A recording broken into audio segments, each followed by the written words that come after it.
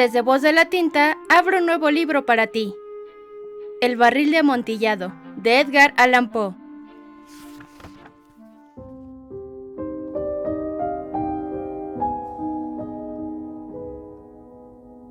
Lo mejor que pude, había soportado las 1000 injurias de Fortunato, pero cuando llegó el insulto, juré vengarme. Ustedes, que conocen tan bien la naturaleza de mi carácter, no llegarán a suponer, no obstante, que pronunciara la menor palabra con respecto a mi propósito. A la larga, yo sería vengado. Este era ya un punto establecido definitivamente. Pero la misma decisión con que lo había resuelto excluía toda idea de peligro por mi parte. No solamente tenía que castigar, sino castigar impunemente. Una injuria queda sin reparar cuando su justo castigo perjudica al vengador. Igualmente queda sin reparación cuando ésta deja de dar a entender a quien le ha agraviado que es él quien se venga. Es preciso entender bien que ni de palabra ni de obra di a Fortunato motivo para que sospechara de mi buena voluntad hacia él. Continué, como de costumbre, sonriendo en su presencia, y él no podía advertir que mi sonrisa, entonces, tenía como origen en mí la de arrebatarle la vida. Aquel Fortunato tenía un punto débil, aunque en otros aspectos era un hombre digno de toda consideración, y aún de ser temido. Se enorgullecía siempre de ser un entendido en vinos. Pocos italianos tienen el verdadero talento de los catadores. En la mayoría, su entusiasmo se adapta con frecuencia a lo que el tiempo y la ocasión requieren, con objeto de dedicarse a engañar a los millonarios ingleses y austriacos. En pintura y piedras preciosas, Fortunato, como todos sus compatriotas, era un verdadero charlatán, pero en cuanto a vinos añejos, era sincero. Con respecto a esto, yo no difería extraordinariamente de él. También yo era un experto en lo que se refiere a vinos italianos, y siempre que se me presentaba ocasión, compraba una gran cantidad de estos.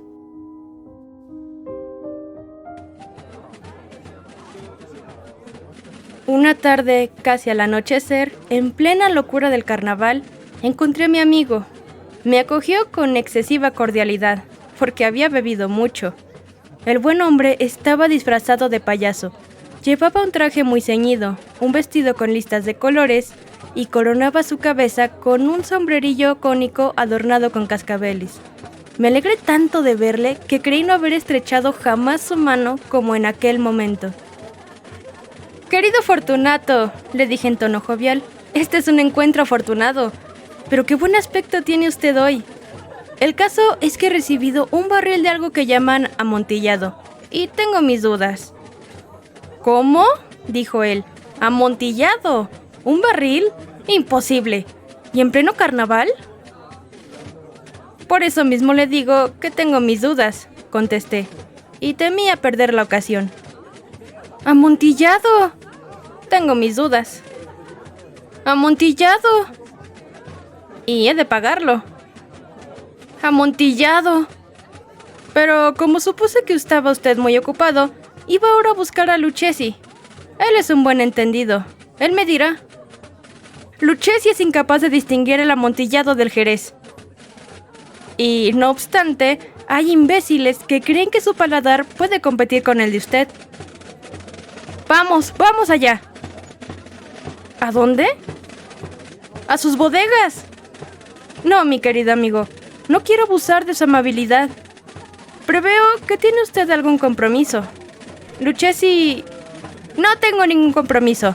¡Vamos!». «No, amigo mío. Aunque usted no tenga compromiso alguno, veo que tiene usted mucho frío. Las bodegas son terriblemente húmedas.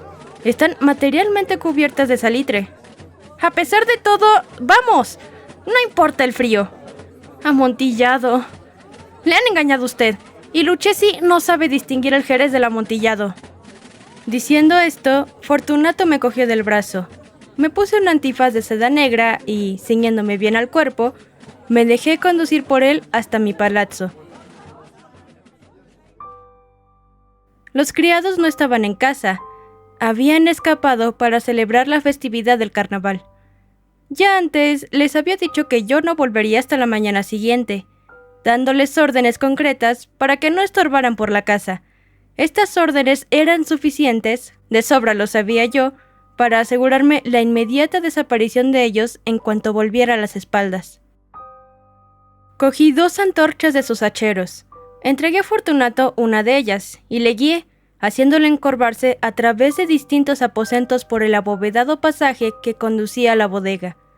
Bajé delante de él una larga y tortuosa escalera, recomendándole que adoptara precauciones al seguirme. Llegamos, por fin, a los últimos peldaños, y nos encontramos uno frente al otro, sobre el suelo húmedo de las catacumbas de los Montresor. El andar de mi amigo era vacilante, y los cascabeles de su gorro cónico resonaban a cada una de sus zancadas. ¿Y el barril?, preguntó. Está más allá, le contesté. Pero observe usted esos blancos festones que brillan en las paredes de la cueva. Se volvió hacia mí y me miró con sus nubladas pupilas, que destilaban las lágrimas de la embriaguez. ¿Salitre?, me preguntó por fin. «Salitre», le contesté. ¿Hace mucho tiempo que tiene usted esa tos?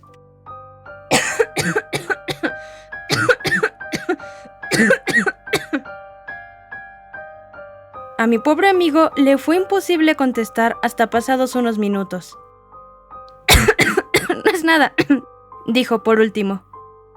Venga, le dije enérgicamente, volvámonos. Su salud es preciosa, amigo mío. Es usted rico, respetado, admirado, querido. Es usted feliz, como yo lo he sido en otro tiempo. No debe usted malograrse. Por lo que a mí respecta, es distinto. Volvámonos. Podría usted enfermarse y no quiero cargar con esa responsabilidad. Además, cerca de aquí vive Lucchesi. Basta, me dijo. Esta tos carece de importancia. No me matará. No me moriré de tos. Verdad, le contesté. Realmente no era mi intención alarmarle sin motivo. Pero debe tomar precauciones. Un trago de este Merdoc le defenderá de la humedad. Y diciendo esto, rompí el cuello de una botella que se hallaba en una larga fila de otras análogas, tumbadas en el húmedo suelo. «Beba», le dije, ofreciéndole el vino. Llevóse la botella a los labios, mirándome de soslayo. Hizo una pausa y me saludó con familiaridad. Los cascabeles sonaron. «Bebo», dijo, «a la salud de los enterrados que descansan en torno nuestro». Y yo, por la larga vida de usted. De nuevo me cogió de mi brazo y continuamos nuestro camino. Esas cuevas, me dijo, son muy vastas.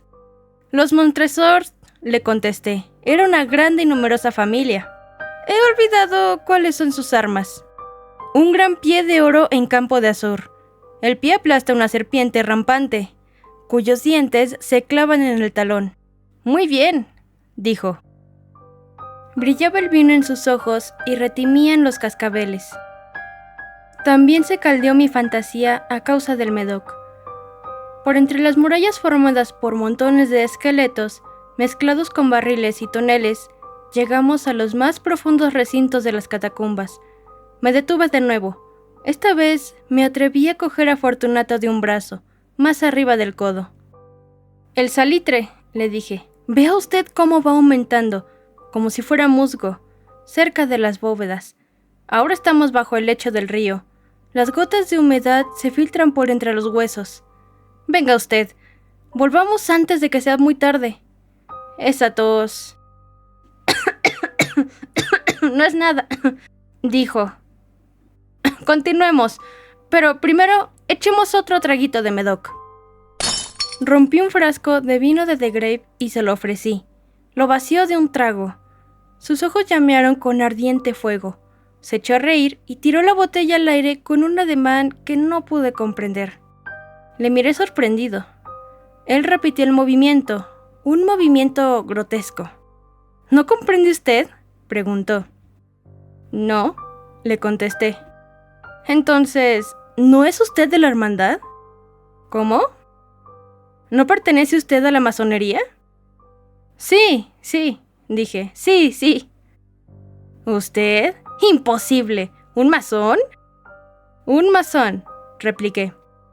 «A ver, un signo», dijo. Le contesté, sacando de debajo de mi roquelaire una paleta de albañil.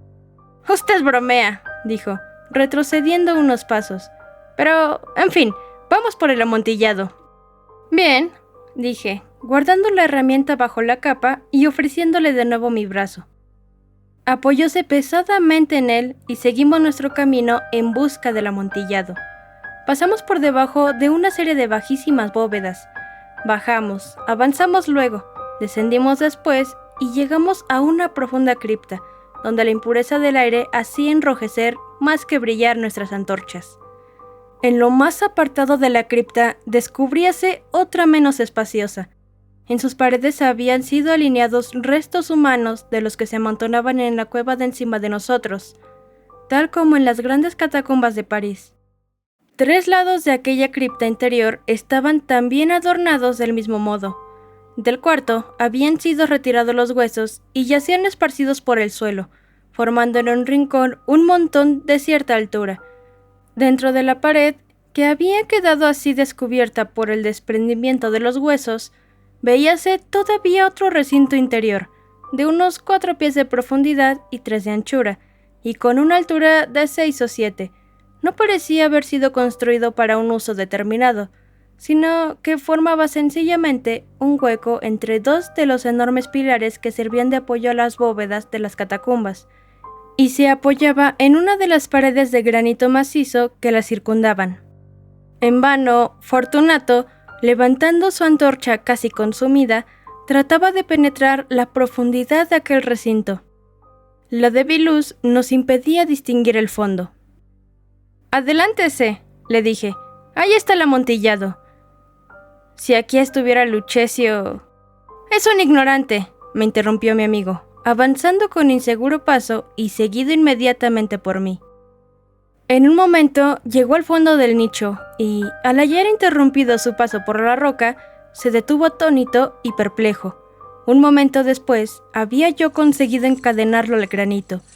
Había en su superficie 2 argollas de hierro, separadas horizontalmente una de otra por unos 2 pies. Rodear su cintura con los eslabones para sujetarlo fue cuestión de pocos segundos. Estaba demasiado aturdido para ofrecerme resistencia. Saqué la llave y retrocedí, saliendo del recinto. «Pase usted la mano por la pared», le dije, «y no podrá menos que sentir el salitre.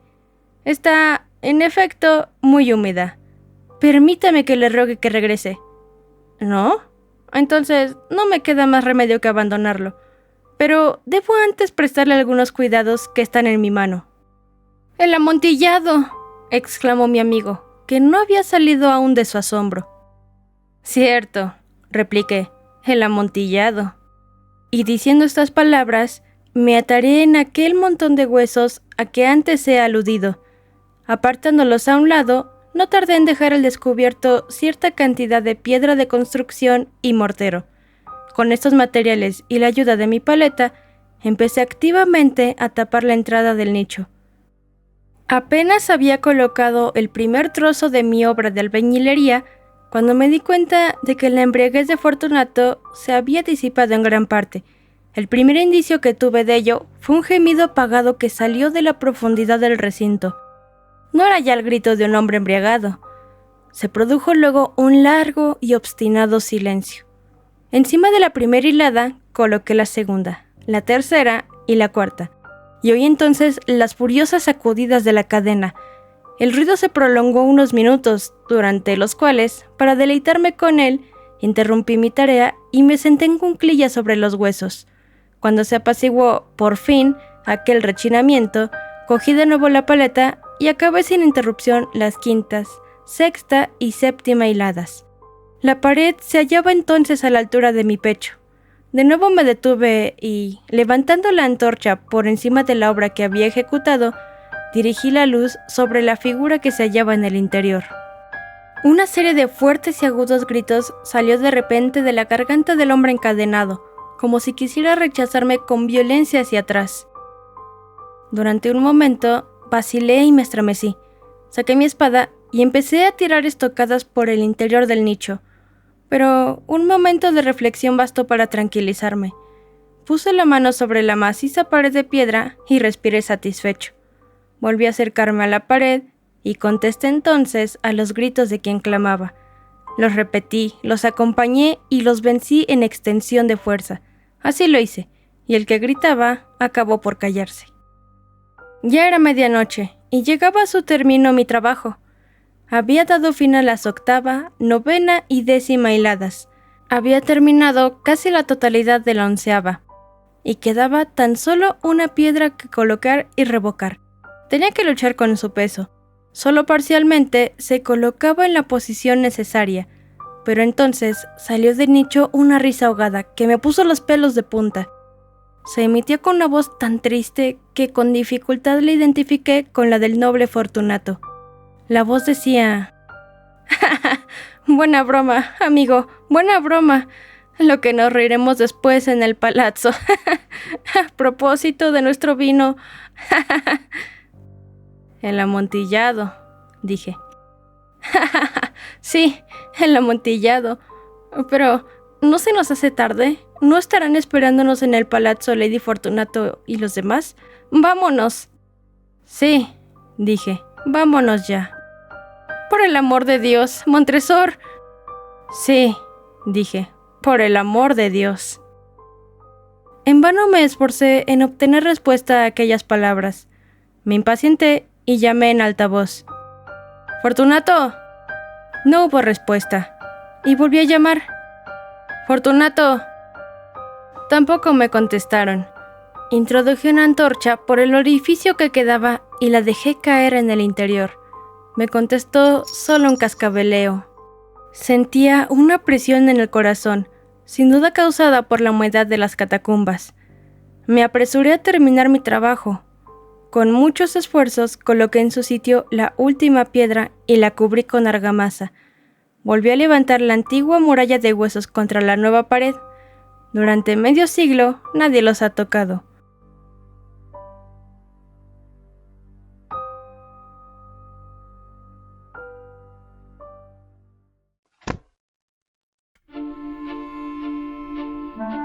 Gracias por acompañarme en esta historia, donde las palabras cobran vida. Nos escuchamos en una próxima narración.